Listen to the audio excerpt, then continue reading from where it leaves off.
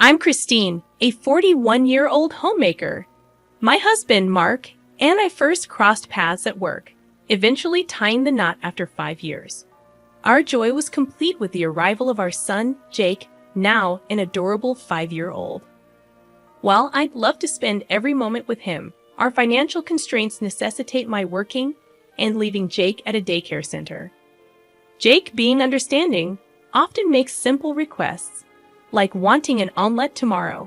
His innocence makes it easy to comply, although I secretly suspect it's because my culinary skills don't extend far beyond basic dishes. Despite my excuses, I can't deny the challenge of crafting a perfect omelette. The early years with Jake were blissful, with our family outings and weekend drives creating cherished memories. However, things started changing when Jake turned 3. Mark, once elated by Jake's presence, began coming home late, citing frustration with Jake's occasional fussiness as the reason.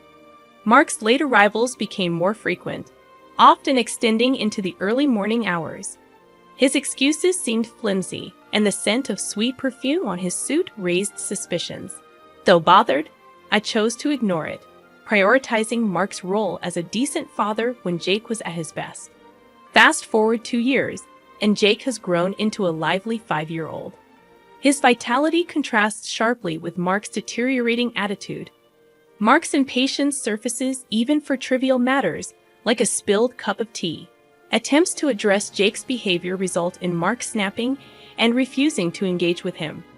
Conversations with Mark have become strained. His dismissive attitude toward family time and insistence on eating out instead of my cooking add to the tension.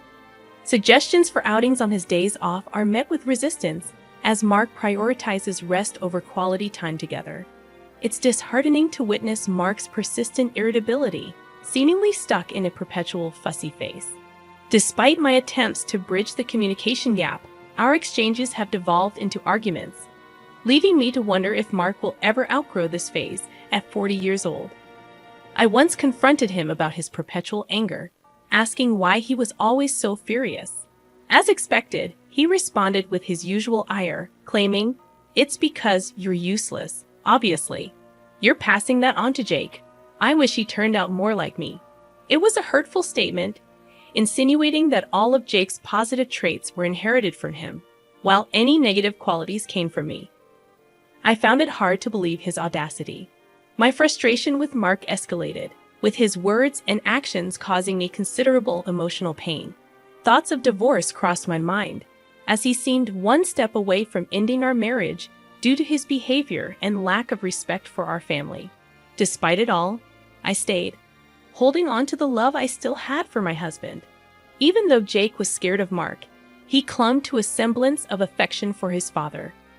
Living with a husband who was perpetually in a bad mood wore me down, but I lacked the courage to break up our family. Then, one day, Mark brought up the topic of a trip with some colleagues from work. These colleagues were the ones he was close to, the ones reveling in their single lives. He casually informed me of his decision to join them on the trip. I questioned the rationale behind his sudden desire for a getaway. Mark expressed his frustration, claiming he had been patient for too long, sacrificing all his time for the family. According to him, I spent all the money he earned on useless luxuries. I retorted that I was not indulging in luxuries, and, in fact, contributed more to our family than he did. The harder I worked, the more money I made, but Mark seemed to put less and less into our family. His trip, financed by our shared resources, infuriated me. He declared, "I'm going away for a week from tomorrow, whether you like it or not. Don't complain." I was taken aback by the abruptness of his decision and felt my anger simmering. Before I could respond, Jake, who was supposed to be asleep, woke up. Panicked, I rushed to attend to him, apologizing for the disturbance. As I tried to put Jake back to sleep, I sensed something was wrong. His body felt hot, and he complained of a headache.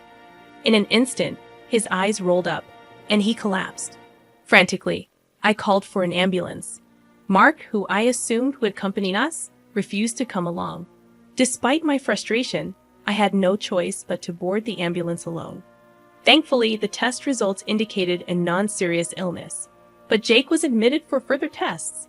I called Mark to provide updates, balancing the urgency of the situation with the need to keep him informed. "What do you want?"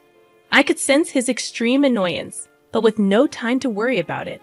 I quickly explained the situation and urgently asked him to bring a change of clothes for Jake's hospital stay. "Are you joking?" was his incredulous response. "I can't make it. I don't want to be late for tomorrow's trip, so I'm staying at my colleague's tonight." "Are you serious? Your son is in the hospital, and you're still going on a trip?"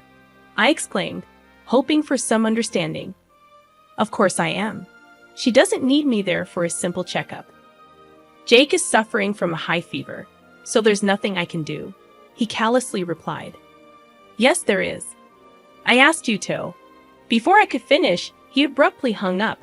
I tried calling again, but it went straight to voicemail. Frustration and anger surged through me.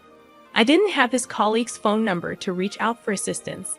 In the end, I called my parents and sought their help, feeling betrayed by Mark's callous abandonment of his son in the hospital. 2 strikes against him, and I could sense the 3rd strike looming.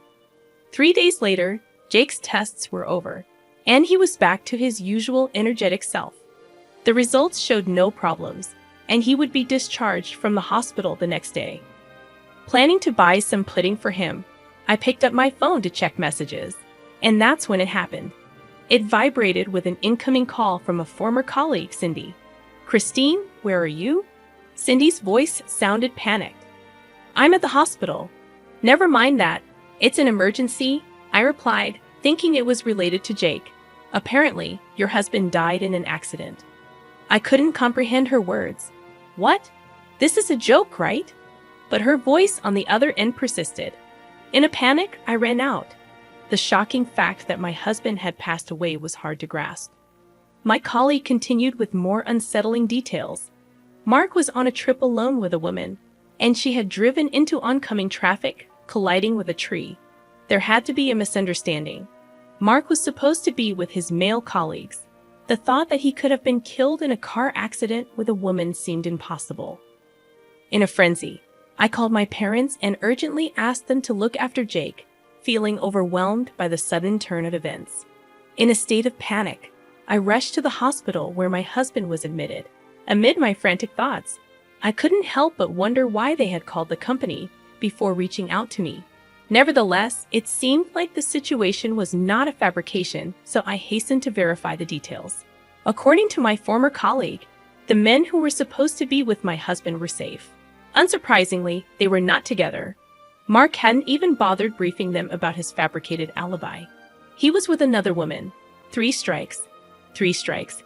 And it seemed Mark's actions had caught up with him. Doubts lingered about whether he had actually died, and I needed to confirm the truth. As I entered the hospital room, a rattle echoed. To my surprise, there was only one person in the room, undoubtedly Mark. Bandages wrapped around his hands and feet looked painful, but the rise and fall of his chest indicated he was breathing. Cindy's information about his demise was incorrect. Mark was alive. "You're alive," I murmured, moving closer. Examining his slightly open eyes, he seemed a bit shaken. Maybe he hadn't anticipated the company contacting me so promptly. In his usual grumpy tone, Mark spat out, "Took you long enough. Your husband's been in an accident, and it takes you ages to get here. You useless piece off." "Well, good to see he's still his usual self," I interjected, noting his battered appearance. It appeared he had only broken his left hand and right leg, despite the wrecked rental car. "I'm glad you're okay," I told him, to which he replied, "You better take good care of me, huh?" He seemed remarkably fine. As I handed him a sheet of paper, I explained, "When I say I'm glad you're okay, I'm talking about your right hand. If you had broken your right hand, you wouldn't be able to hold a pen to sign this." Perplexed, Mark unfolded the paper, and I revealed divorce papers. "Yes, I was preparing it, which is why I got here late. I know you're injured, so I'll just leave it here. Make sure you sign it." "Are you joking? Why would I sign this?" Mark protested. "Wow, you told your girlfriend you were getting a divorce, didn't you? The reason you came home late every night was because you were with her." Was this trip a prenuptial trip too? Good for you. Now you can marry your sweet Michelle. How do you even know her name? Mark questioned. Because I spoke to her, obviously. In fact, before coming to your hospital room, I stopped by the woman's room. She was also in the same hospital. I asked for the woman who was in a car accident and immediately found her. Despite her injuries, she seemed better off than you. Her parents were in the hospital room too. I asked her to tell me everything. I explained, recounting my encounter with the woman. With her parents questioning her, she glared at me and said, "Let him go. I don't know what she sees in you. You're cold to your wife and kids. You don't pay your bills. You go out every night. And you don't care when your kid is in the hospital. The cheating. It's game over." Mark's face instantly turned pale at her damning words. I anticipated his defensive reaction, but it didn't alter my decision. No, she's just for fun, you know. You're the only one I love. Just stop here, Mark pleaded as I filled out the divorce form. Unperturbed, I suggested, even if you tear it up, I've got plenty of space. In fact, why don't I just call a lawyer for alimony and child support? It might be better. A sudden change came over Mark as he shriveled up and stuttered, "I don't want a divorce." "Why not?" I took a deep breath, preparing to say what needed to be said. "Because," I began, "you can spend your money as you like, play around with young women, have children to take care of you, and enjoy life while I do all the dirty housework. A wife at home for security and a girlfriend for fun. What a great life. But if you divorce me, that all disappears." Mark's mouth hung open, and he seemed to lose his voice. I continued, "Wasn't it your perfect life plan? Now it's ruined. You can make a new life plan with Michelle, or whoever you like, but my son and I will not be part of it. Just pretend you died and have a new life." After saying everything I wanted to, I turned to leave the hospital room. Mark pleaded, wait, in a pathetic voice, but I kept walking. In the coming days, I initiated divorce proceedings and hired a lawyer. The discussions included Michelle, who was discharged from the hospital. When Mark claimed he had no intention of divorcing me, Michelle became furious, resulting in a heated argument. Mark resisted signing the papers, claiming I had ruined his life. Despite their conflicts, the divorce became official, and I received almost all the alimony payment I sought. After the discussions, my lawyer and I left the room, leaving Mark and Michelle still arguing. I wondered about the fate of their relationship, but my apathy prevailed. I told them, "I hope you have a lovely life together," before leaving the room, possibly being petty. Despite everything, Jake and I had returned to a peaceful life, free from Mark's mood swings. Regret lingered about not divorcing earlier, realizing Mark's attitude had caused my son pain. Living with just the two of us, I understood that we were perfectly fine without Mark. In fact, every day became a joy. Despite this, I acknowledged Mark as Jake's father, allowing him access if he wanted to see him.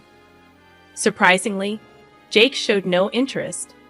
After the divorce, I sent Mark an email confirming alimony and child support payments. His reply was laughable. He recounted his misfortune, stressed from gossip at work, mistakes leading to job loss, and his parents cutting him off. I replied, suggesting he seek help from Michelle. Mark claimed they broke up, and he continued to send desperate messages. I eventually blocked him. As I placed my phone on the table, sipping tea, Jake approached, asking, "What should we do on our day off tomorrow, Mommy?" After a moment's thought, I suggested, "How about we grab some lunch and go to the aquarium?" Jake's face lit up with joy, expressing excitement about the dolphin show.